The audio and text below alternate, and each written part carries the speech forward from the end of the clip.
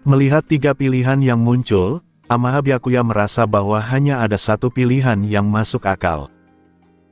Nutcracker belum sepenuhnya melangkah ke jalan tanpa jalan kembali, sehingga jika masih ada kesempatan untuk mengubah takdirnya, kesempatan itu layak dicoba.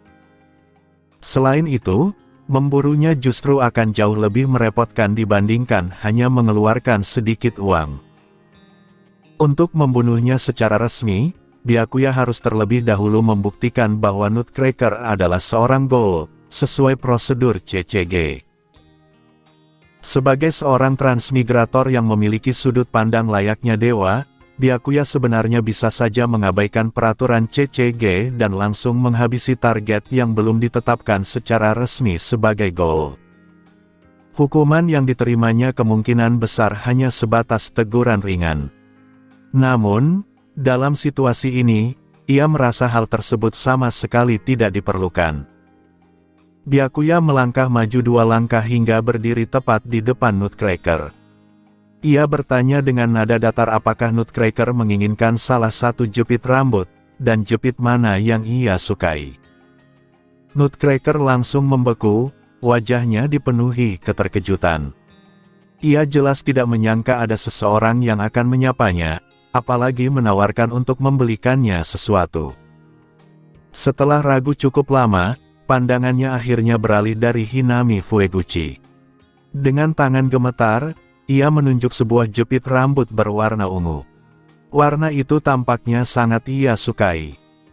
Dalam kisah aslinya, Nutcracker memang diketahui mengecat rambut hitamnya menjadi ungu di kemudian hari. Tanpa berkata apapun, Byakuya membeli jepit rambut tersebut dan menyerahkannya kepadanya, disertai senyum kecil yang lembut tanpa pidato panjang. Sistem kemudian mengonfirmasi bahwa Byakuya telah menyelesaikan choice 3 dan menerima 10 integration points. Nutcracker menerima jepit rambut itu dengan suara bergetar, mengucapkan terima kasih dengan terbata-bata. Itu adalah pertama kalinya dalam hidupnya seseorang memberinya sesuatu yang indah. Hinami yang menyaksikan kejadian itu bertanya kepada Byakuya apakah ia mengenal gadis tersebut. Byakuya menggeleng dan mengatakan bahwa ia tidak mengenalnya, hanya saja gadis itu terlihat sangat menginginkan jepit rambut tersebut. Hinami menerima jawaban itu tanpa curiga dan semakin yakin bahwa kakaknya adalah orang yang sangat baik. Ia tidak merasa keberatan sama sekali, bahkan merasa kasihan pada gadis itu. Dari baunya, Hinami sudah tahu bahwa Nutcracker adalah seorang ghoul, dan melihat keadaannya yang lusuh, ia hanya bisa membayangkan betapa sulit kehidupan yang dijalaninya. Saat Byakuya hendak pergi, Nutcracker kembali berbicara dan dengan ragu meminta agar Byakuya memberitahukan namanya. Sebuah choice mission baru pun aktif. Setelah menatap gadis itu, Byakuya memperkenalkan dirinya sebagai Amaha Byakuya. Nutcracker mengulangi nama itu pelan-pelan, seolah berusaha mengukirnya dalam ingatan. Byakuya kemudian menanyakan nama Nutcracker. Gadis itu hanya menyebutkan satu nama tanpa marga. Hal itu merupakan hal yang umum di kalangan ghoul. Ghoul yang memiliki marga resmi biasanya memiliki latar belakang pernah menerima bantuan manusia. Nama keluarga Kamishiro milik Rize sendiri berasal dari guru seni bela diri manusia Matasaka Kamishiro. Nutcracker, sebaliknya, tidak memiliki nama keluarga, yang menunjukkan bahwa ia hidup sepenuhnya terpisah dari masyarakat normal. Pendidikan formal adalah sesuatu yang mustahil baginya. Hari-harinya kemungkinan dihabiskan dengan berkeliaran di jalanan, bahkan mungkin sering diusir atau diserang oleh ghoul lain karena memasuki wilayah perburuan mereka. Ketika Byakuya menanyakan tentang orang tuanya, Nutcracker terdiam sejenak sebelum mengatakan bahwa ia tidak memiliki orang tua. Kecurigaan Byakuya pun terkonfirmasi. Jika ada seseorang yang menjaganya, ia tidak mungkin berada dalam kondisi seputus asa ini. Mata Hinami melembut penuh rasa iba. Byakuya lalu menyarankan agar Nutcracker pergi ke distrik 20 dan mencari sebuah tempat bernama Anteiku. Ia mengatakan bahwa manajer dan para pegawainya adalah orang-orang yang sangat baik. Sistem kembali mengonfirmasi bahwa Byakuya telah menyelesaikan Choice 3 dan menerima 20 Integration Points. Nutcracker terlihat bingung dan bertanya tentang Distrik 20 dan Anteiko, karena tampaknya ia belum pernah keluar dari Distrik 19 dan sama sekali tidak mengetahui tempat perlindungan tersebut. Hinami kemudian mendekat dan dengan lembut mengatakan bahwa Nutcracker sama sepertinya. Nutcracker mengangguk, karena ia juga sudah mencium aroma gold dari Hinami. Namun, ada satu hal yang mengganggu pikirannya. Amaha Byakuya jelas beraroma manusia. Ia tidak mengerti bagaimana seorang manusia bisa sedekat itu dengan seorang gadis gold. Ia bertanya-tanya apakah Byakuya benar-benar tidak mengetahui jati diri mereka. Hinami kemudian memohon kepada Byakuya, meminta agar mereka membantu Nutcracker. Byakuya tersenyum dan menyetujuinya. Ia lalu mengajak Nutcracker untuk pergi ke Anteiko saat itu juga. Pada saat itu, usia Nutcracker tidak jauh berbeda dari Hinami Fueguchi. Namun, karena faktor genetik dari orang tuanya, tinggi badannya telah mencapai sekitar 165 cm. Meski demikian, kekurangan gizi parah membuat tubuhnya kurus dan tampak rapuh. Di Jepang, tinggi badan tersebut tergolong jauh di atas rata-rata untuk gadis remaja, sehingga ketika berdiri di samping Hinami, Nutcracker terlihat seperti seorang kakak perempuan sejati. Amaha Byakuya tidak melupakan janjinya kepada Eto Yoshimura, tetapi acara tanda tangan buku Takatsuki Sen masih akan berlangsung cukup lama. Ia masih memiliki waktu untuk mengantar Nutcracker ke Anteiko terlebih dahulu. Distrik ke-19 dan distrik ke-20 bersebelahan, dan perjalanan akan jauh lebih cepat jika menggunakan kereta bawah tanah. Saat berjalan, Nutcracker dengan hati-hati menjepitkan jepit rambut ungu pemberian Byakuya ke rambutnya. Meskipun ia tidak bisa melihat pantulan dirinya, senyum cerah mengembang di wajahnya. Hadiah sederhana berupa aksesori cantik itu memberinya kebahagiaan yang jauh lebih besar daripada apapun yang ia rasakan selama bertahun-tahun. Melihat senyum tersebut, Byakuya merasakan kepuasan yang tenang di dalam hatinya. Ketika mereka berjalan menuju stasiun kereta bawah tanah, sekelompok sosok tiba-tiba muncul dari sebuah gang sempit. Kata-kata mereka langsung memperjelas identitas mereka sebagai Ghoul. Tatapan mata mereka dipenuhi keserakahan dan nafsu berburu yang tertuju pada Byakuya, bukan hanya karena Nutcracker, tetapi karena aroma manusia yang sangat kuat darinya. Nutcracker segera mengenali mereka. Mereka adalah Ghoul dari distrik ke-19 yang tergabung dalam geng kecil lokal yang selama ini terus-menerus menindasnya. Mereka bahkan pernah merampas potongan daging busuk yang berhasil ia temukan. Karena lemah dan tidak memiliki organisasi yang melindunginya, Nutcracker tidak mempunyai wilayah berburu sendiri dan hanya bisa mengais sisa-sisa milik Ghoul lain. Ia sudah terbiasa dirundung, dan biasanya para Ghoul tidak akan mengganggunya kecuali ada makanan. Namun, melihat mereka menargetkan orang baik yang baru saja menunjukkan belas kasihan kepadanya adalah sesuatu yang tidak bisa ia terima. Dengan suara penuh ketakutan, Nutcracker memperingatkan mereka agar tidak mendekat dan mengancam akan memanggil polisi. Ia tahu ancaman itu putus asa dan bodoh, tetapi ia tidak memiliki senjata lain. Geng tersebut tertawa terbahak-bahak, mengejeknya. Mereka menegaskan bahwa Nutcracker adalah Ghoul seperti mereka, dan jika ia benar-benar memanggil polisi, dialah yang akan pertama kali ditangkap. Mereka tahu bahwa melibatkan polisi tidak pernah menyelesaikan konflik antar Ghoul. Polisi manusia bisa dengan mudah dimanfaatkan untuk menjebak Nutcracker sementara mereka melarikan diri. Para anggota geng memiliki topeng untuk menyembunyikan identitas mereka, sedangkan Nutcracker tidak. Jika wajahnya tercatat, ia akan diburu secara khusus. Nutcracker kemudian berteriak agar Byakuya segera melarikan diri bersama Hinami. Ia melangkah ke depan mereka dan merentangkan kedua tangannya, berniat menahan para ghoul dengan tubuhnya sendiri demi memberi mereka waktu untuk kabur. Pemimpin geng, seorang wanita dengan lipstik gelap tebal, mengejek keberaniannya dan memerintahkan anak buahnya untuk menangkap bocah manusia dan gadis kecil itu, sementara ia sendiri akan menghadapi Nutcracker. Mereka sama sekali tidak menganggap ketiganya sebagai ancaman. Nutcracker terkenal lemah dan bahkan tidak mampu memunculkan Kagune. Bocah manusia dianggap lebih rapuh lagi, dan meski gadis kecil itu berbau ghoul, ukurannya membuatnya tampak tak berbahaya. Dalam sekejap, para ghoul mengepung mereka. Meskipun tampak terjebak, Byakuya sama sekali tidak berniat melarikan diri. Hinami yang berdiri di sampingnya juga tetap tenang, karena ia tahu para preman itu bukan tandingan kakaknya. Byakuya sengaja menahan diri, ingin melihat apakah tekanan situasi ini dapat membangkitkan kekuatan laten Nutcracker. Ia mempertaruhkan kemungkinan yang mirip dengan kejadian pada Hinami di alur waktu asli, ketika trauma kehilangan orang tua dan melihat Touka di ambang kematian membangkitkan Kagune Chimera langka miliknya.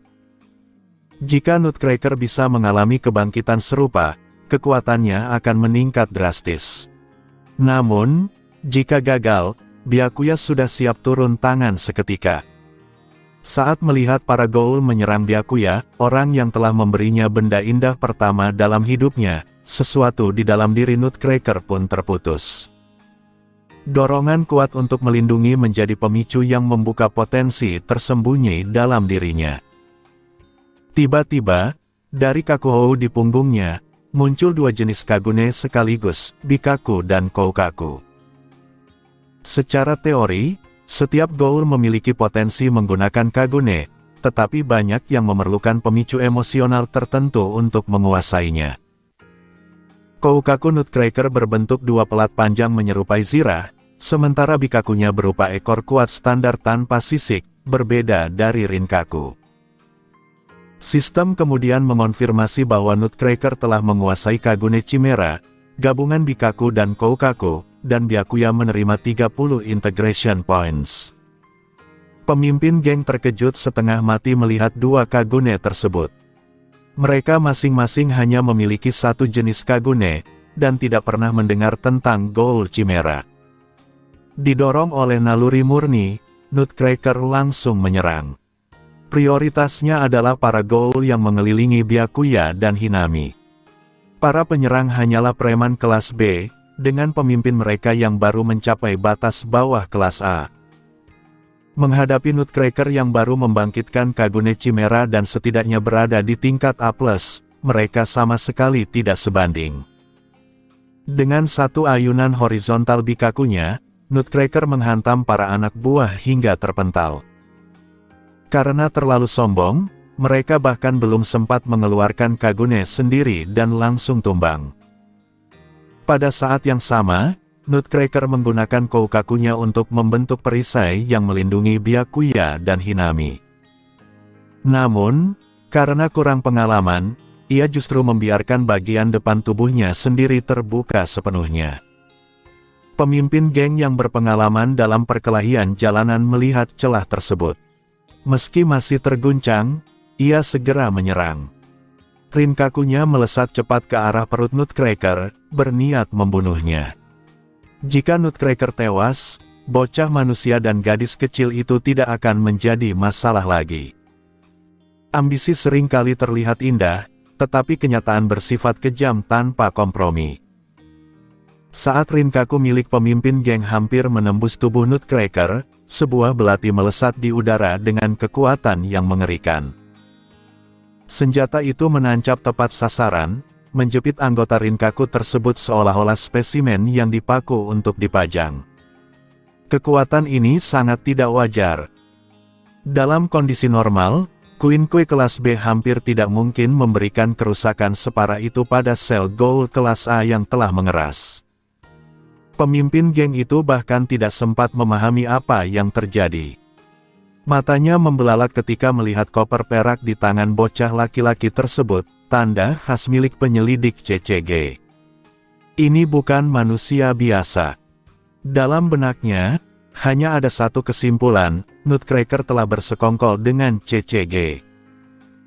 Sebelum ia sempat memaki atau berteriak lebih jauh, 13S Jason melesat di udara, dan kepalanya terpenggal bersih dari tubuhnya.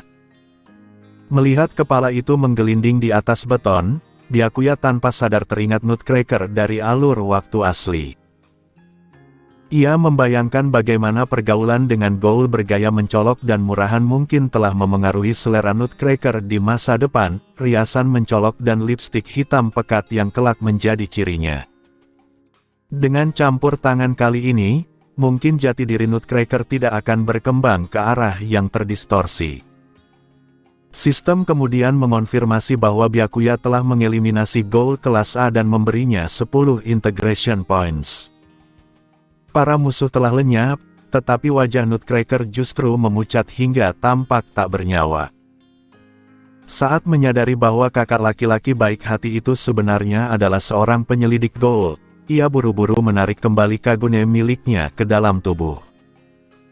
Meskipun Nutcracker sendiri belum pernah disakiti oleh penyelidik, ia telah menyaksikan kaumnya diburu dan dibantai.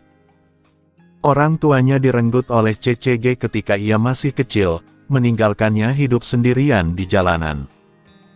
Ia memahami sepenuhnya arti tatapan seorang penyelidik yang mengarah pada seorang gaul. Ia terlalu takut untuk menatap mata Byakuya, tetapi ia juga tidak melawan. Ia hanya berdiri di tempat, menunggu akhir yang ia yakini akan datang. Byakuya melipat kembali Jason ke dalam bentuk koper dan berjalan mendekatinya. Ketika ia mengulurkan tangan, Nutcracker tersentak dan menutup matanya erat-erat. Namun, serangan yang ia tunggu tidak pernah terjadi. Sebaliknya, ia merasakan sentuhan lembut di pipinya, seolah sesuatu sedang diseka. Dengan terkejut, Nutcracker membuka matanya. Byakuya menatapnya dengan ekspresi yang sama seperti sebelumnya, tanpa kebencian, tanpa jijik. Byakuya mengatakan bahwa ia hanya membersihkan darah di wajahnya. Nutcracker tergagap, kebingungan, dan mempertanyakan alasannya. Ia mengingatkan bahwa Byakuya adalah penyelidik gaul, sementara dirinya adalah gaul, musuh yang seharusnya. Byakuya menanggapi dengan tenang, menyatakan bahwa Nutcracker baru saja melindunginya dan Hinami. Ia tidak melihat seorang musuh berdiri di hadapannya. Nutcracker masih tampak tidak percaya dan bertanya apakah ia benar-benar tidak akan disakiti. Byakuya memastikan bahwa ia tidak akan melakukannya. Untuk mencegah Nutcracker semakin tenggelam dalam ketakutan, Byakuya segera mengalihkan pembicaraan dan mengajak mereka melanjutkan perjalanan. Ia kemudian bertanya apakah Nutcracker pernah naik kereta bawah tanah. Bagi Nutcracker, konsep itu sepenuhnya asing. Ia mengaku belum pernah mencobanya seumur hidupnya. Byakuya mengatakan bahwa hari itu akan menjadi pengalaman pertamanya. Saat berjalan mengikuti Byakuya dan menatap punggungnya, Nutcracker merasakan keheranan yang sulit dijelaskan. Seorang penyelidik, musuh bebuyutan rasnya, justru menjadi orang paling baik yang pernah ia temui, baik manusia maupun gaul. Ia mulai bertanya-tanya apakah Byakuya sebenarnya sudah mengetahui identitas Hinami, dan apakah itu sebabnya mereka bisa berjalan bersama dengan begitu alami. Ketiganya tiba di stasiun dan naik kereta menuju distrik ke-20. Dikelilingi begitu banyak manusia, Nutcracker diliputi rasa malu. Pakaiannya compang-camping, dan ia sadar bahwa tubuhnya berbau jalanan. Menyadari kegelisahannya, Byakuya melepaskan mantelnya dan menyampirkannya ke bahu Nutcracker. Ia mengatakan bahwa sekarang terasa lebih baik. Nutcracker menolak dengan gugup, mengaku dirinya kotor. Namun, Byakuya mengatakan bahwa ia tidak keberatan dan menyuruhnya melupakan hal itu serta menikmati pemandangan di luar jendela. Nutcracker menuruti sarannya. Mulutnya terbuka kecil karena takjub, bukan hanya oleh pemandangan, tetapi juga oleh kecepatan kereta yang melaju.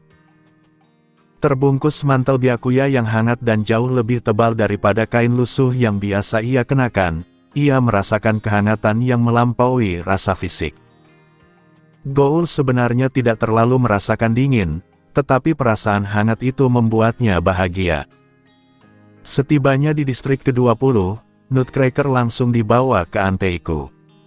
Touka Kirishima menatap wajah baru itu dengan rasa ingin tahu dan bertanya kepada Byakuya apakah gadis tersebut adalah temannya. Nutcracker memperkenalkan dirinya dengan menyebutkan namanya dan sempat memanifestasikan Kakugan sebagai tanda kepercayaan. Touka Kirishima menerima hal itu tanpa banyak pertanyaan dan menganggapnya sudah cukup. Yoshimura pun menyambut Nutcracker dengan hangat sebagai bagian dari Anteiku.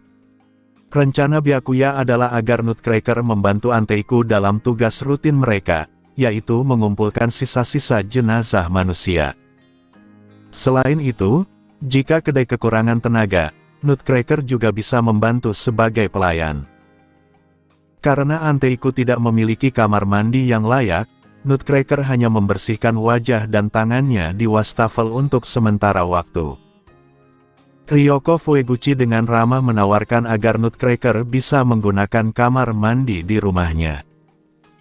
Namun, reaksi pertama Nutcracker adalah menoleh ke arah Byakuya, seolah meminta persetujuan. Byakuya mengizinkannya dan memintanya pergi bersama Ryoko untuk membersihkan diri. Nutcracker mengucapkan terima kasih dengan sopan kepada Ryoko sambil membungkuk. Ryoko menyambutnya dengan senyum lembut dan mengatakan bahwa ia dan Hinami senang menerima Nutcracker. Hinami terlihat tersenyum cerah di samping ibunya, menandakan bahwa ia sudah menceritakan kondisi Nutcracker kepada Ryoko sebelumnya. Sekitar 1 jam kemudian, Nutcracker kembali bersama Ryoko. Penampilannya berubah drastis. Ia mengenakan pakaian bersih dan baru, dan meskipun masih menyampirkan mantel Byakuya di bahunya, pakaian compang-camping yang sebelumnya ia kenakan sudah tidak ada. Byakuya langsung menduga bahwa pakaian itu adalah pinjaman dari Ryoko, dan Nutcracker membenarkannya. Ryoko menambahkan bahwa pakaian itu memang pas untuk Nutcracker karena tinggi dan postur tubuh mereka mirip. Byakuya memuji penampilannya dan mengatakan bahwa Nutcracker terlihat jauh lebih baik sekarang. Dalam kondisi bersih dan berpakaian layak, Nutcracker tampak sangat berbeda dibandingkan gadis kumal di gang sebelumnya. Pujian dari Byakuya membuatnya merasakan kebahagiaan kecil yang bergetar di dalam hati. Sejak lama ia menyukai hal-hal indah, dan mendapatkan pujian langsung darinya memiliki arti yang sangat besar baginya. Byakuya kemudian memperhatikan waktu. Acara tanda tangan buku Sen Takatsuki hampir selesai, dan ia bersiap untuk pergi sendirian. Hal-hal yang perlu ia bicarakan dengan Eto Yoshimura tidak pantas didengar oleh Hinami maupun Nutcracker. Saat Byakuya berbalik untuk pergi, Nutcracker tampak ingin mengatakan sesuatu, tetapi ragu-ragu. Ia masih mengenakan mantel milik Byakuya, dan setelah memakainya cukup lama, ia merasa tidak pantas mengembalikannya dalam kondisi seperti itu. Ia memutuskan untuk mencucinya dengan tangan terlebih dahulu, itulah sebabnya ia hanya menatap punggung Byakuya dengan diam. Byakuya tiba kembali di lokasi acara sekitar 10 menit sebelum waktu berakhir. Meskipun acara belum resmi selesai, sebagian besar pengunjung sudah bubar. Ia melihat Eto, yang saat itu berada dalam persona Sen Takatsuki, sedang membereskan barang-barangnya. Ia hanya membawa sebuah tas tangan kecil yang tampak elegan. Eto menyapanya dengan ceria dan mengatakan bahwa waktu kedatangannya sangat pas karena acara hampir selesai. Byakuya menanggapi bahwa ia senang tidak membuatnya menunggu. Eto kemudian menyadari bahwa Hinami tidak bersama Byakuya dan bertanya kemana gadis kecil itu pergi. Byakuya menjawab bahwa Hinami sudah pulang. Eto menanggapi dengan santai dan mengatakan bahwa hal itu memudahkan mereka, karena jika Hinami ada, mereka harus berbicara dengan penuh teka-teki untuk menyembunyikan rahasia gelap mereka. Eto lalu menggoda Byakuya dengan menyebut pertemuan mereka sebagai kencan pertama dan bertanya kemana ia akan membawanya, karena biasanya laki-laki yang mengatur agenda. Byakuya menanggapi dengan nada bercanda dan mengusulkan sebuah kafe sebagai tempat yang cocok untuk berbincang. Keduanya sadar bahwa ini hanyalah pertemuan taktis, bukan kencan sungguhan, tetapi mereka tetap mempertahankan sandiwara seolah-olah sedang berkencan. Pilihan kafe dari Byakuya terasa disengaja, mengingat ayah Eto mengelola sebuah kafe. Eto langsung menangkap makna tersirat itu dan mulai menduga bahwa Byakuya mungkin sudah mengetahui hubungannya dengan manajer Anteiku. Namun, ia tidak menunjukkan keberatan.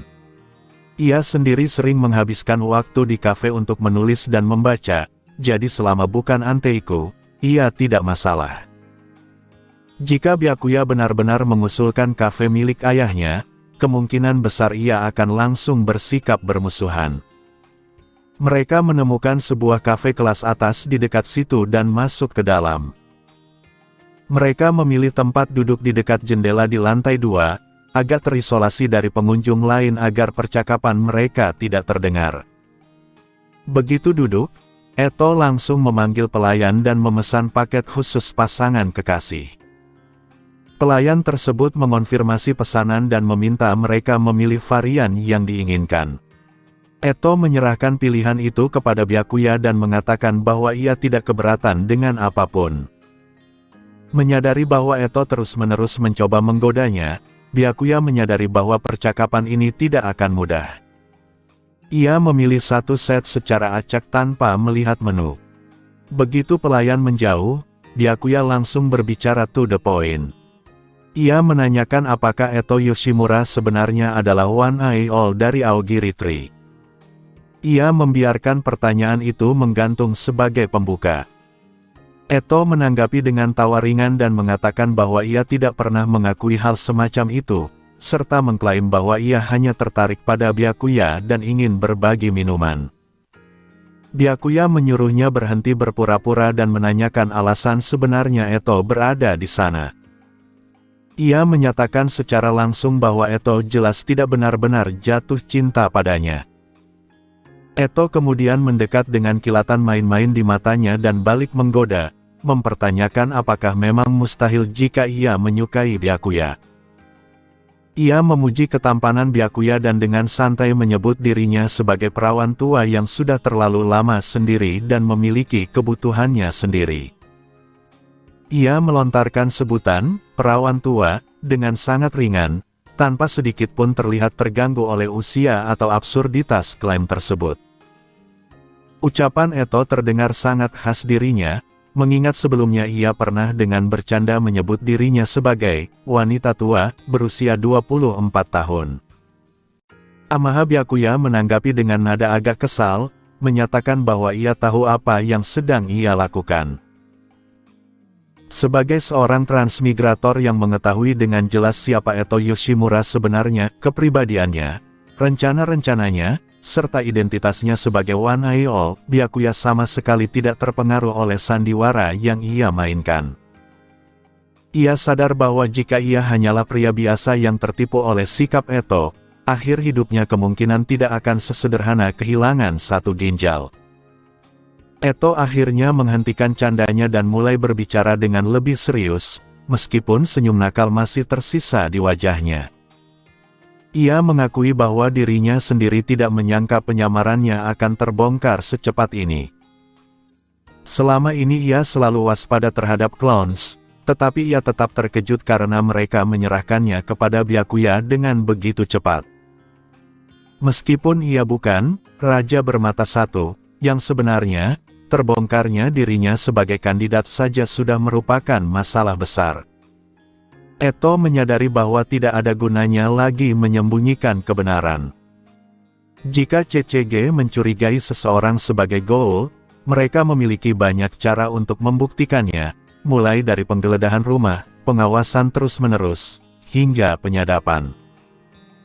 Bahkan jika ia membersihkan isi kulkasnya dari makanan mencurigakan, ia tetap tidak bisa menghindari bayangan yang terus mengikutinya.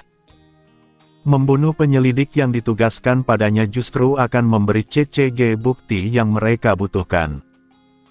Dengan profil seperti dirinya, CCG pasti akan mengerahkan seluruh kekuatan mereka. Dalam kondisi seperti itu, berbicara langsung dengan Byakuya justru merupakan pilihan yang paling rasional. Byakuya kemudian menyimpulkan bahwa memang benar Eto lah orangnya, seorang penulis terlaris bernama Sen Takatsuki yang ternyata memiliki sisi gelap. Ia menghela napas, menyatakan bahwa hal itu hampir sulit dipercaya. Eto lalu menyinggung fakta bahwa Byakuya tidak membawa koper Queen miliknya, dan bertanya apakah ia tidak takut diserang secara tiba-tiba oleh ghoul berbahaya sepertinya. Byakuya menjawab bahwa ia tetap membawa Queen, lalu mengeluarkan sebilah belati kecil dari sakunya. Ia memang tidak membawa 13 Jason karena koper tersebut ditinggalkannya di Anteiko, merasa bahwa senjata itu tidak diperlukan. Berdasarkan pemahamannya tentang Eto, ia tahu bahwa Eto tidak akan menyerangnya di tempat seperti ini. Kepribadian manusia Sen Takatsuki dan persona Eto terasa seperti dua sisi yang terpisah. Sen Takatsuki adalah sosok kakak perempuan yang ceria dan eksentrik, sedangkan All yang berbalut perban adalah monster tanpa ampun. Selain itu, Eto adalah sosok yang sangat kalkulatif dan jarang melakukan sesuatu tanpa tujuan jangka panjang. Melihat belati kecil itu, Eto tertawa terbahak-bahak dengan tulus, menyebut senjata tersebut paling banter hanya berate atau arate, dan memuji keberanian Byakuya. Byakuya menanggapi dengan tenang, mengatakan bahwa ia percaya Sen Takatsuki tidak akan melukai salah satu penggemarnya, apalagi ia sendiri adalah pengagum karya-karyanya. Eto menanggapi dengan nada menggoda, mengatakan bahwa kepercayaan seperti itu hampir membuatnya tersipu. Namun, suasana segera berubah. Tatapan Eto menjadi tajam dan menusuk, seolah ingin membedah jiwa Byakuya. Ia bertanya apakah Byakuya benar-benar tega menyakiti penulis favoritnya sendiri, dan mengingatkannya bahwa sebagai penyelidik CCG, seharusnya ia segera melaporkan identitas Eto begitu mereka berpisah, yang tentu akan memberinya promosi besar. Byakuya menjawab bahwa dalam pengertian konvensional, mungkin memang begitu. Ketika Eto meminta penjelasan lebih lanjut, Byakuya menyatakan bahwa dirinya cukup toleran terhadap ghoul, bahkan mungkin bisa disebut terlalu berbelas kasih. Tujuannya bukan sekadar memburu ghoul, melainkan menyelesaikan akar kejahatan dan tragedi di dunia ini. Ia menegaskan bahwa dunia tidak sesederhana konflik rasial antara manusia dan ghoul, dan menanyakan apakah Eto sependapat. Ucapan itu membuat ketertarikan Eto semakin besar. Ia menyebut bahwa Byakuya ikut terlibat dalam pertempuran di distrik ke-11, bertemu dengan One Eye All dan berhasil memaksanya mundur. Ia juga menyebut bahwa Byakuya sempat menghadapi eksekutif Aogiri lainnya dan meskipun mengalahkannya dengan brutal, ia tetap membiarkannya hidup. Menurut Eto, sikap itu menunjukkan betapa lunaknya Byakuya bagi seseorang yang mengenakan lencana Dove.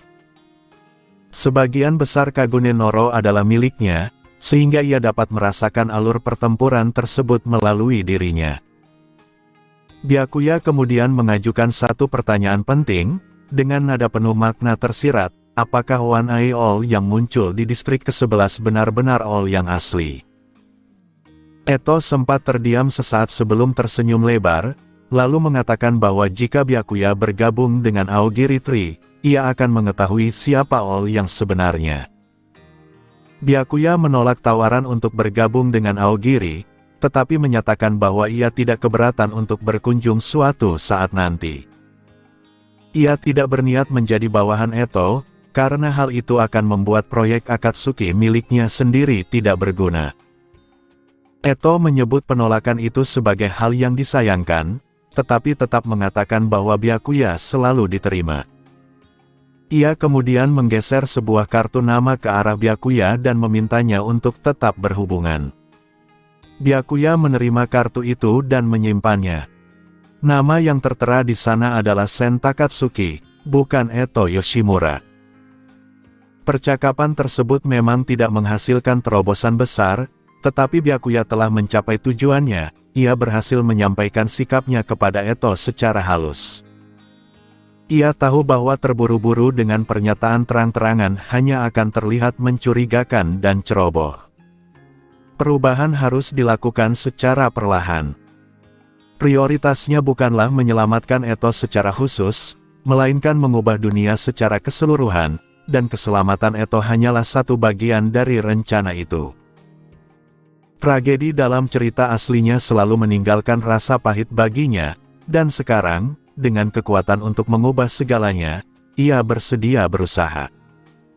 Byakuya bangkit dari tempat duduknya, merasa puas bahwa pertemuan tersebut telah memenuhi tujuannya. Namun, sebelum ia sempat pergi, Eto memanggilnya dan menanyakan mengapa ia terburu-buru, mengingat pesanan paket pasangan mereka sebentar lagi akan disajikan. Mulut Byakuya bergerak sedikit ketika mendengar Eto menyebut pesanan mereka sebagai paket pasangan, dan ia mempertanyakan apakah Eto benar-benar serius. Eto menjawab dengan tegas bahwa ia sangat serius, lalu berpura-pura tersinggung dan bertanya apakah Byakuya sudah bosan dengan wanita tua sepertinya. Byakuya menepis anggapan itu dan mengatakan bahwa saat pertama kali bertemu, ia sungguh mengira Eto baru berusia 18 tahun. Eto menanggapi dengan senyum tipis, memuji kefasihan lidahnya. Byakuya tidak menjelaskan lebih lanjut, tetapi ucapannya memang tulus. Jika seseorang tidak mengetahui usia asli Eto, penampilannya memang mudah disangka sebagai remaja, bahkan mungkin lebih muda. Tinggi badannya tampak berhenti berkembang sejak dini, kemungkinan besar akibat kekurangan gizi kronis semasa kecilnya di distrik ke-24. Secara genetik, Eto tidak kalah dari Nutcracker, tetapi meskipun sama-sama tumbuh dalam kondisi kekurangan, perkembangan keduanya sangat berbeda. Hal itu mencerminkan betapa menyiksa dan menyedihkannya masa kecil Eto di distrik tersebut. Eto kemudian mengajak Byakuya untuk tinggal sejenak dan minum bersama sebelum pergi, selama ia tidak benar-benar terburu-buru. Byakuya menjawab bahwa ia memang tidak terlalu dikejar waktu. Ia yang semula hendak berdiri akhirnya kembali duduk, terutama karena paket pasangan yang sudah dipesan akan segera datang, dan pergi sekarang hanya akan membuatnya terlihat seperti menghindari pembayaran. Karena pesanannya sudah terlanjur datang, ia memutuskan untuk tetap tinggal dan mencicipinya. Tak lama kemudian, pelayan datang dan meletakkan nampan di atas meja, berisi 2 cangkir cappuccino dan beberapa hidangan penutup. Untuk kafe sekelas itu, paket tersebut tergolong cukup terjangkau dan sepadan. Eto menatap hidangan itu dengan mata berbinar, mengatakan bahwa hanya dengan melihatnya saja sudah membuatnya berselera.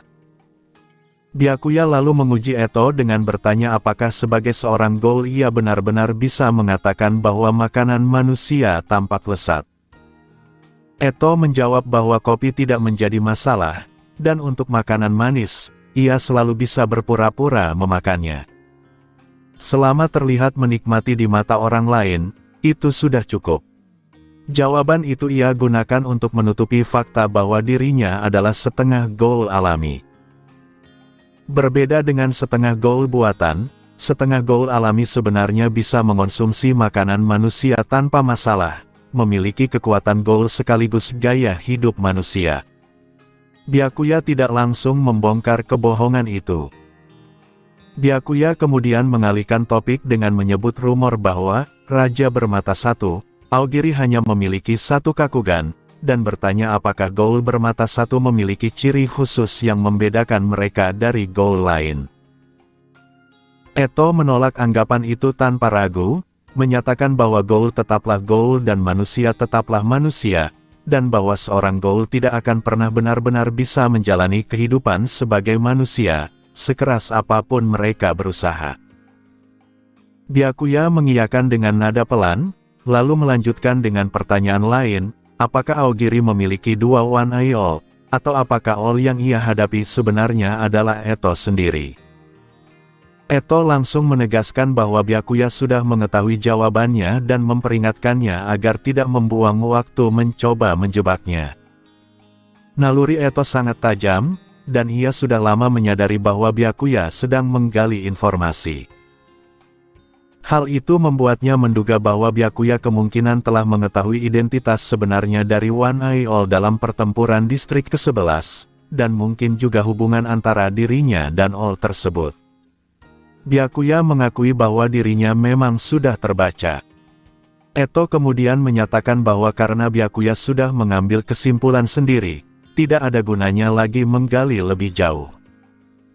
Dengan menolak menjawab secara langsung, ia pada dasarnya mengonfirmasi kecurigaan Byakuya, tetapi tetap tidak memberikan jawaban tegas. Ia tidak tahu sejauh mana pengetahuan Byakuya, dan ia tidak ingin secara tidak sengaja mengungkap hal-hal yang belum diketahui olehnya. Byakuya lalu mengusulkan pendekatan yang lebih jujur, yaitu pertukaran informasi. Dengan ekspresi serius, ia menyebut nama asli Eto Yoshimura, dan menanyakan apakah ia benar. Tatapan Eto langsung menajam. Satu kalimat itu sudah cukup untuk menunjukkan bahwa Byakuya mengetahui banyak hal, dan hampir pasti informasi itu berasal dari ayahnya. Eto menanyakan apa saja lagi yang telah diceritakan ayahnya. Nada suaranya menjadi rendah dan berat. Byakuya menjawab bahwa ia tidak diberitahu segalanya, tetapi ia menyadari identitas Yoshimura sebagai All setelah menghadapi One Eye All tersebut, lalu mendesaknya untuk menjelaskan kemudian. Dalam penjelasannya, Byakuya melindungi Yoshimura. Ia merasa bahwa jika Eto tahu ayahnya telah mengungkap terlalu banyak, termasuk statusnya sebagai setengah gold, kebenciannya terhadap sang ayah hanya akan semakin dalam, terutama terkait gagasan tentang penyelamatan. Dari sudut pandang Eto, tindakan ayahnya berarti mempercayakan tugas tersebut kepada orang luar karena ia sendiri terlalu lemah atau enggan melakukannya. Secara objektif, Yoshimura bertindak karena rasa tidak berdaya dan kepercayaan mendalam pada Byakuya, tetapi pemahaman penuh antara dua manusia adalah hal yang jarang terjadi. Jika tidak demikian, hubungan antara ayah dan anak ini tidak akan seburuk dan setragis itu. Di akhir pembicaraan, Byakuya menambahkan bahwa mengenai bagaimana ia mengenali All pada saat itu, Eto sebenarnya sudah tahu jawabannya, karena Rize selalu berada di sisinya setiap hari. Dari sudut pandang Eto Yoshimura, Amaha Byakuya berada dalam posisi terjepit dengan hanya dua pilihan. Pilihan pertama adalah berpura-pura bodoh dan menjadi alat setia CCG serta kepentingan klan Wasu. Pilihan kedua adalah memberontak.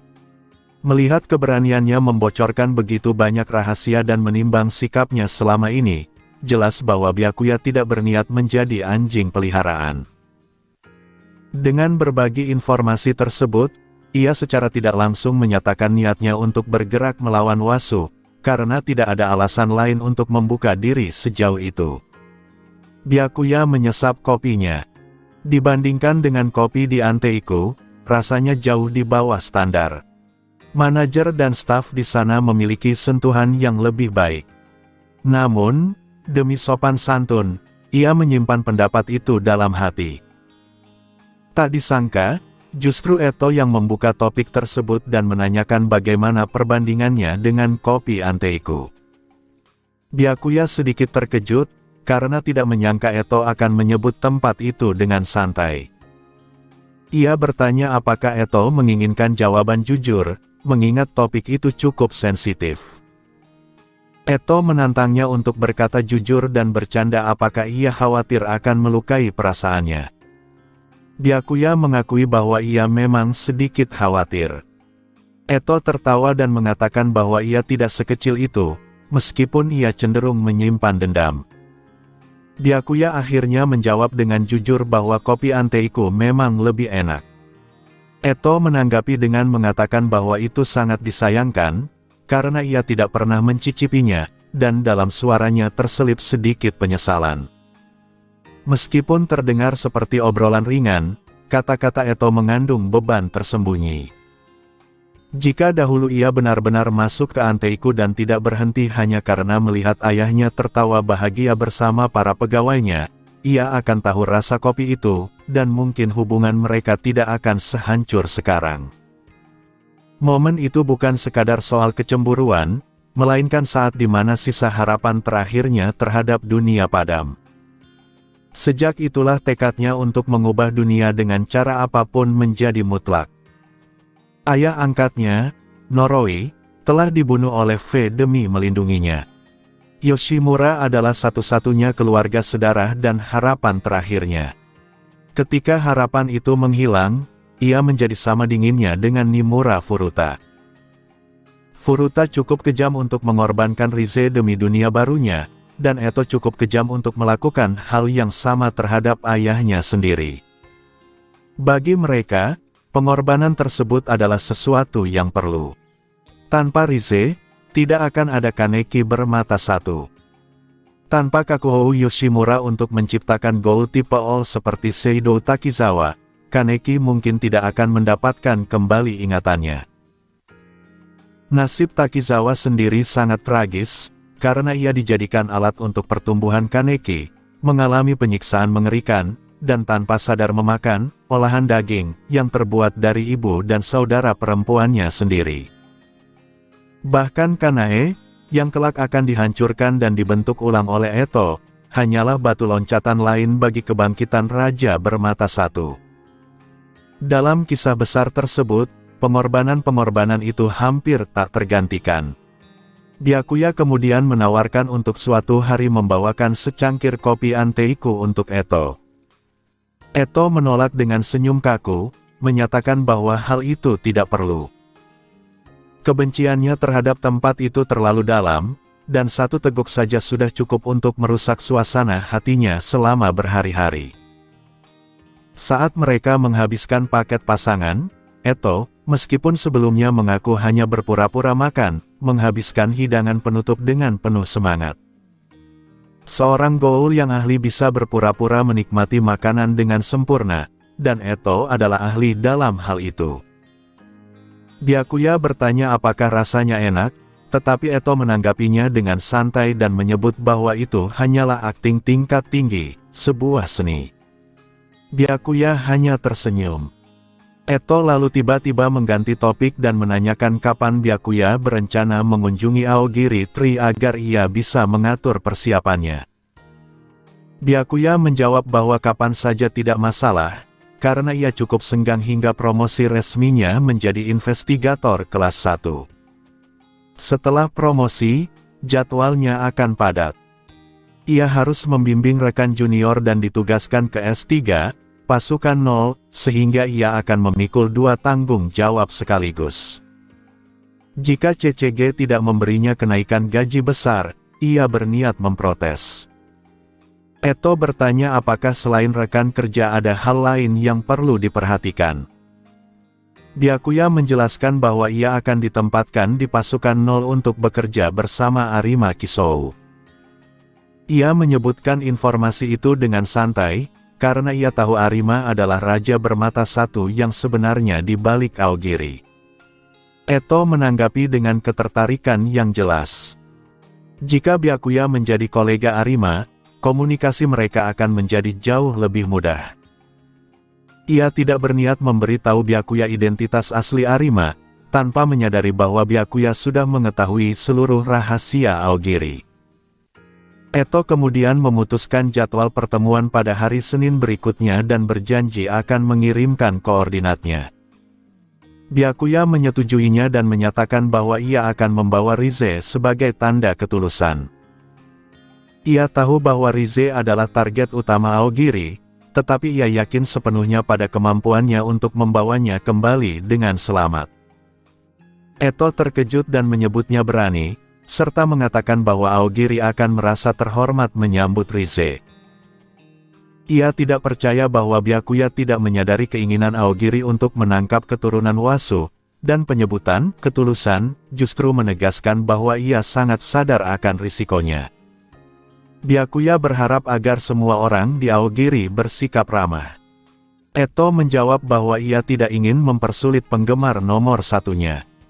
Namun, apa yang benar-benar akan terjadi saat pertemuan itu, masih belum dapat dipastikan. Pertemuan itu telah berakhir. Amaha Byakuya dan Eto Yoshimura berpisah setelah menyelesaikan pembayaran, dan Byakuya langsung kembali ke Anteiku. Hinami Fueguchi tampak terkejut melihatnya kembali begitu cepat dan berkomentar bahwa ia mengira Byakuya sedang berkencan dengan Nona Takatsuki. Mendengar itu, Touka Kirishima langsung bereaksi, karena ia mengenal nama besar Sen Takatsuki sebagai penulis terkenal dan tidak dapat membayangkan Byakuya berkencan dengannya. Byakuya segera meluruskan bahwa itu bukan kencan, melainkan hanya pertemuan untuk membahas beberapa hal. Hinami menerima penjelasan tersebut, meski masih merasa bingung karena sikap Eto sebelumnya yang terlihat begitu genit. Menyadari manajer tidak berada di lantai bawah, Byakuya naik ke lantai 2. Ia menemukan Yoshimura di bagian belakang, sedang merapikan persediaan. Ketika Yoshimura menanyakan apakah ada sesuatu yang terjadi, Byakuya dengan lugas mengatakan bahwa ia telah berbicara dengan Sen Takatsuki, atau lebih tepatnya, dengan putri Yoshimura, Eto. Yoshimura terdiam sejenak, ekspresinya berubah serius. Ia menanyakan apa saja yang dibicarakan Byakuya dengan Eto. Selama ini ia selalu mengawasi kehidupan putrinya dari kejauhan dan mengetahui dengan pasti identitas asli Sen Takatsuki. Byakuya menjelaskan bahwa mereka membahas banyak hal. Ia menjaga sikap profesional untuk sebagian besar percakapan, namun ia yakin telah berhasil mendapatkan sedikit kepercayaan dari Eto. Ia menambahkan bahwa langkah selanjutnya adalah ia dan Rize akan mengunjungi Aogiri Tree secara langsung. Mendengar itu, Yoshimura menunjukkan kekhawatiran, terutama karena Byakuya berniat membawa Rize ke sana. Byakuya menenangkan dirinya dengan mengatakan bahwa semuanya akan baik-baik saja dan ia memiliki kendali penuh atas situasi tersebut. Yoshimura akhirnya mengangguk dan memilih untuk mempercayainya. Berdasarkan pengalamannya, Byakuya bukan tipe orang yang membual tanpa dasar. Meski begitu, Yoshimura mencatat dalam benaknya bahwa ia akan tetap mengawasi dari balik bayangan saat waktunya tiba, dan tidak akan tinggal diam jika keadaan memburuk. Beberapa waktu kemudian, Anteiku mencapai jam tutup. Perhatian kemudian beralih pada masalah tempat tinggal Nutcracker, karena jelas mereka tidak bisa membiarkannya kembali hidup mengembara di jalanan. Bagi sebagian besar staf, menampung orang lain bukanlah hal yang mudah. Hidup sebagai gaul di tengah masyarakat manusia saja sudah cukup sulit, dan mencari tempat tinggal merupakan perjuangan tersendiri. Di antara para gaul Anteiku, Yoshimura adalah yang paling kaya berkat masa lalunya sebagai cleaner untuk V, yang memungkinkannya memiliki kafe besar tersebut, namun bahkan ia pun memiliki keterbatasan dalam hal tempat tinggal. Enji kemudian mengusulkan bahwa karena Matsumae dan Kanae sudah tinggal di rumah Byakuya, mungkin Nutcracker juga bisa tinggal di sana. Karena Touka telah mengetahui bahwa Kanae sebenarnya adalah seorang perempuan yang menyamar sebagai laki-laki, rahasia itu sudah dibagikan kepada staf lainnya. Meski identitasnya telah terbongkar, Kanae tetap mempertahankan penampilan maskulinnya, baik untuk memikul tanggung jawab membangkitkan kembali keluarga Rosewal maupun untuk menghindari CCG Jerman. Sebagai satu-satunya penyintas, beban warisan keluarganya sepenuhnya berada di pundaknya. Byakuya menyatakan bahwa ia memiliki cukup ruang. Kaya Irimi terdengar kagum dan berkomentar bahwa tempat tinggal Byakuya pasti sangat besar untuk menampung begitu banyak orang. Byakuya hanya menanggapi dengan senyum kecil. Ia tidak pernah memberitahu kelompok itu bahwa rumahnya sebenarnya adalah sebuah villa besar.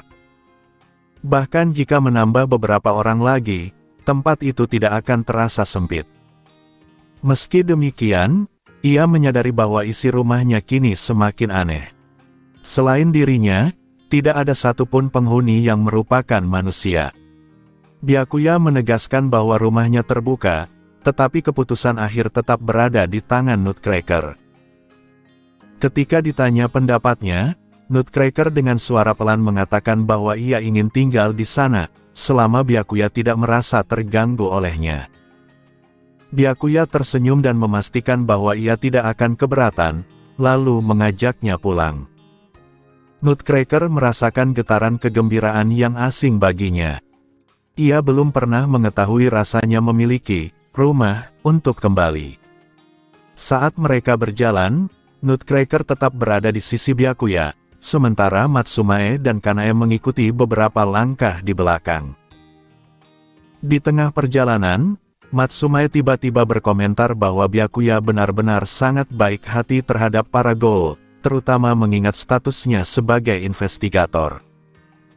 Byakuya menanggapi dengan santai, mengingatkan bahwa ia hampir membunuh Matsumae dan Kanae sebelumnya, dan bertanya apakah itu masih bisa disebut baik. Matsumae menjawab bahwa situasi saat itu berbeda dan merekalah yang bersalah. Fakta bahwa Byakuya bersedia mengampuni mereka saja sudah merupakan hal yang sangat langka. Kanae pun tidak dapat menyangkalnya. Tidak akan aneh jika Byakuya memilih untuk membantai mereka semua saat itu. Namun, ia mendengarkan permohonan Mirumo dan memilih untuk mengampuni mereka. Ia memang menetapkan syarat, tetapi tidak ada yang lebih berharga daripada nyawa mereka. Byakuya tidak memberikan sanggahan apapun. Di sisinya, Nutcracker mendengarkan percakapan itu dengan linglung, sama sekali tidak mengetahui apa yang telah terjadi antara mereka bertiga sebelum pertemuan tersebut. Byakuya terdiam sejenak dan memutuskan bahwa menjelaskan lebih jauh tidak sepadan dengan usaha. Ia mengatakan bahwa Rize terlalu memikirkannya dan bahwa situasinya tidak seperti yang dibayangkan. Rize Kamishiro tidak memaksa untuk melanjutkan topik tersebut. Sementara itu, Nutcracker berdiri dengan ekspresi kosong, sama sekali tidak memahami maksud dari istilah mantel pacar. Byakuya kemudian memperkenalkan Nutcracker kepada Rize secara resmi, menjelaskan bahwa Nutcracker, seperti Hinami, berasal dari distrik ke-19. Nutcracker memperkenalkan dirinya dengan suara tegang karena gugup. Rize membalas dengan senyum cerah dan memperkenalkan dirinya sebagai Rize Kamishiro. Nutcracker segera memanggilnya dengan hormat dan mendapat kesan awal bahwa perempuan yang lebih tua itu mudah diajak bergaul. Pada kenyataannya, itu adalah pesona Rize yang sudah terlatih. Ia mampu menampilkan senyum manis kepada siapapun, meskipun di balik itu ia adalah sosok yang berbahaya. Namun, sikap anggunnya di permukaan cukup untuk meredakan kegelisahan Nutcracker. Selanjutnya, Byakuya memperkenalkan Nutcracker kepada Kurona dan Nashiro Yasuhisa. Bagi Nutcracker, melihat sepasang saudari kembar yang hampir identik merupakan pengalaman yang baru. Ia berusaha memastikan nama mereka dengan benar. Byakuya menjelaskan cara paling mudah untuk membedakan keduanya adalah melalui warna rambut. Rambut hitam adalah Kurona, sedangkan rambut putih adalah Nashiro. Nutcracker mengangguk, merasa penjelasan itu sederhana. Nashiro berkomentar dengan nada datar bahwa kakaknya seolah-olah membawa pulang gadis baru setiap hari, menyebutnya merepotkan, tetapi mengakui bahwa memiliki satu saudari lagi tidaklah buruk. Kurona menyatakan persetujuannya. Byakuya tertawa kecil dengan sedikit rasa malu dan mengatakan bahwa itu berlebihan, meskipun ia tidak benar-benar bisa menyangkalnya. Tanpa ia sadari, rumah itu telah menjadi sangat ramai. Byakuya kemudian meminta Matsumae dan Kanae untuk membantu menyiapkan kamar bagi Nutcracker. Keduanya menerima perintah itu dan segera melaksanakan tugas mereka. Sementara itu, Rize duduk di sofa sambil membaca majalah mode. Sampul yang mencolok menarik perhatian Nutcracker, yang mendekat tanpa sadar untuk melihat isinya. Menyadari ketertarikannya, Rize menawarkan majalah tersebut. Nutcracker mengangguk dengan antusias, duduk di samping Rize, dan langsung tenggelam dalam halaman-halaman majalah itu. Rize mengambil majalah lain dan melanjutkan membaca. Nutcracker mengamati pakaian-pakaian modis itu dengan penuh perhatian, membayangkan betapa cantiknya ia jika bisa berpakaian seperti para model. Melihat hal itu, Byakuya berkomentar bahwa Nutcracker belum memiliki banyak pakaian dan masih mengenakan baju pinjaman dari Nyonya Fueguchi, sehingga ia mengusulkan untuk membelikan beberapa pakaian untuknya keesokan hari.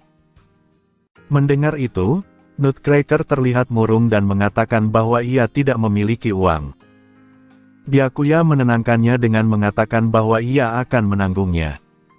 Ia menyarankan agar Nutcracker menganggapnya sebagai pinjaman yang bisa dibayar kembali setelah ia mulai menerima gaji dari Anteiku.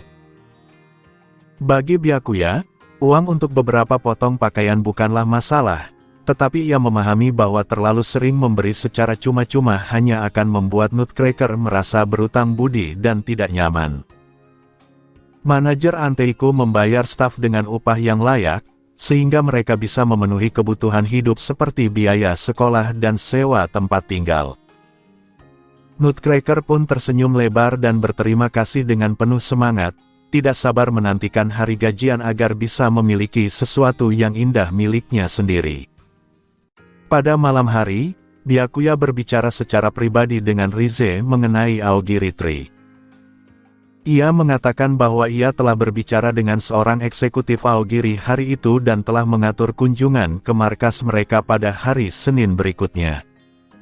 Ia menanyakan apakah Rize akan ikut bersamanya. Karena Rize belum mengetahui kebenaran tentang Putri Yoshimura, Byakuya sengaja menyamarkan identitas eksekutif tersebut untuk menghindari penjelasan yang panjang. Rize menanggapi bahwa pertanyaan itu tidak perlu diajukan, yang berarti ia setuju untuk ikut. Byakuya menerima jawaban itu sebagai persetujuan, lalu menambahkan bahwa sebelum pergi, mereka perlu membuat topeng. Ia menjelaskan bahwa Aogiri adalah kumpulan berbagai goal, banyak di antaranya tidak stabil, sehingga tidak bijaksana jika wajah mereka dikenal oleh orang-orang sembarangan. Rize tidak terlalu menyukai topeng, tetapi ia memahami alasan Byakuya dan tidak menolak. Byakuya kemudian menyebutkan tujuan mereka adalah distrik keempat, tempat tinggal seorang pembuat topeng ahli yang telah membuat topeng untuk banyak goal terkenal. Nama pria itu adalah Uta. Keesokan paginya, Amaha Byakuya pergi untuk membelikan pakaian baru bagi Nutcracker. Namun, Rize Kamishiro, Kurona, dan Nashiro bersikeras untuk ikut. Permintaan itu dianggap wajar, karena Kurona dan Nashiro memang kekurangan pakaian. Setelah memutus hubungan dengan Akihiro Kannou, mereka tidak membawa apapun dan hanya bertahan dengan 1 atau 2 set pakaian yang baru dibeli. Rize berada dalam situasi yang berbeda. Ia biasanya menghabiskan uang luangnya untuk pakaian cantik dan buku. Lemarinya sudah penuh, hingga ia hampir bisa mengenakan pakaian yang berbeda setiap hari selama sebulan. Ketika Byakuya bertanya apakah ia masih membutuhkan pakaian, Rize menjawab bahwa kali ini ia ingin membeli sepatu baru. Byakuya mengangguk dan tidak mempermasalahkannya. Sementara itu, Matsumae dan Kanae telah berangkat lebih dulu untuk bekerja di Anteiku. Dalam perjalanan menuju pusat perbelanjaan, Nutcracker merasa seolah-olah sedang bermimpi. Pakaian indah yang selama ini hanya bisa ia dambakan kini berada dalam jangkauannya. Dengan perasaan penuh harap, ia mengikuti rombongan memasuki sebuah butik. Di dalam toko, Kurona dan Nashiro langsung menuju pilihan mereka masing-masing dengan fokus penuh. Mereka mengutamakan warna di atas segalanya. Kurona hanya melirik pakaian berwarna hitam, sementara Nashiro memilih putih. Mereka sama sekali tidak mempertimbangkan pilihan lain. Nutcracker, di sisi lain, tertarik pada bagian pakaian dalam yang sensual. Ketertarikannya pada gaya provokatif tampak sudah menjadi bagian dari dirinya. Meski belum siap tampil terlalu terbuka, ia memilih sebuah gaun hitam yang indah sebagai pakaian utama. Agar tidak membebani Byakuya, ia hanya memilih 2 set pakaian yang paling ia sukai, meskipun pakaian dalam seksi dan stoking hitam tetap menjadi inti dari pilihannya. Kemudian tiba saatnya mencoba pakaian. Byakuya yang semula bersantai mendadak harus terlibat. Nutcracker, yang sedang berganti pakaian di ruang pas, membuka sedikit pintu dan memanggil Byakuya dengan suara pelan, meminta bantuannya sebentar. Byakuya mengira ia hanya mengalami kesulitan dengan resleting atau kancing dan tidak menaruh curiga. Ketika Nutcracker memintanya masuk, ia merasa ada sesuatu yang sedikit aneh, tetapi tetap melangkah ke dalam ruang sempit itu. Di sana, ia melihat Nutcracker mengenakan pakaian dalam rendah hitam dengan stoking hitam transparan di kakinya. Dengan gaya rambutnya dan lengan yang terbuka, penampilannya hampir menyerupai sosok Nutcracker di cerita aslinya. Meski tubuhnya belum sepenuhnya berkembang seperti di masa depan, siluetnya sudah terlihat jelas. Melihat itu, Byakuya menyadari bahwa gaya Nutcracker bukanlah hasil pengaruh buruk, melainkan cerminan jati dirinya sendiri. Penampilannya provokatif, tetapi kurang memiliki rasa kesopanan. Meski demikian, Byakuya tidak berniat terlalu ikut campur. Ia tidak ingin memaksakan seleranya sendiri, meskipun ia mencatat dalam hati untuk mengingatkan Nutcracker tentang batasan sosial di masa depan. Ketika Nutcracker menanyakan pendapatnya, dengan wajah memerah namun tanpa rasa malu yang nyata, ia berdiri percaya diri di hadapannya. Byakuya ragu sejenak sebelum menjawab bahwa secara estetika penampilan itu cocok untuknya, tetapi ia menambahkan bahwa tampilan seperti itu sebaiknya tidak diperlihatkan kepada sembarang orang, melainkan kepada seseorang yang penting baginya. Nutcracker tampak bingung dengan penjelasan itu, lalu dengan polos mengatakan bahwa Byakuya adalah orang yang penting baginya. Jawaban itu tidak ia duga, membuatnya tertawa kecil dengan canggung. Nutcracker menjelaskan bahwa ia akan merasa malu jika orang lain melihatnya seperti itu, tetapi tidak merasa demikian terhadap Byakuya, sehingga ia memintanya masuk untuk melihat. Keinginan Nutcracker untuk pakaian baru bukan hanya karena menyukai hal-hal indah, tetapi juga karena ia mendambakan apresiasi dan pujian. Saat itu, satu-satunya pendapat yang ia pedulikan adalah pendapat Byakuya. Dalam keadaan normal, ia tentu akan mengenakan gaun barunya. Byakuya mengakui kesalahpahamannya dan mengatakan bahwa penampilan Nutcracker terlihat sangat bagus. Mendengar itu, Nutcracker mengangguk dengan gembira. Kemudian Nutcracker menanyakan pendapat Byakuya tentang rambutnya, merasa rambut hitam panjangnya yang terurai masih kurang sesuatu. Byakuya mengatakan bahwa menurutnya gaya rambut Nutcracker saat ini sudah sempurna dan cocok dengan tinggi serta bentuk tubuhnya, asalkan dirawat dengan baik. Ia menyebut kesan, rambut lurus hitam panjang, dan menyarankan agar ia tetap mempertahankannya. Pendapat itu bersifat subjektif, tetapi Byakuya merasa gaya tersebut sangat sesuai dengannya dan lebih menonjolkan kecantikannya dibandingkan gaya rambut lain. Mendengar pendapat itu, Nutcracker langsung mengurungkan niat untuk mengubah gaya rambutnya. Pada saat yang sama, ia merasa penasaran dengan istilah yang digunakan Byakuya dan berniat mencari tahu artinya di lain waktu, karena terdengar seperti gaya favoritnya.